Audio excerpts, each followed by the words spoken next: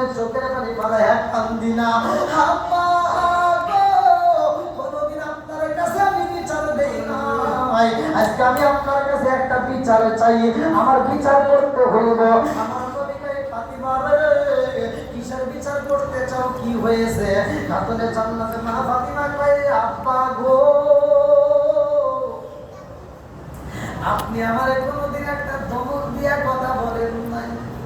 ও বাবা, কোনদিন আমার সাথে করে ভাষায় কথা বলেন নাই, অথচ জিবরাইল আমিন আমার সাথে করে ভাষায় কথা বলেছে।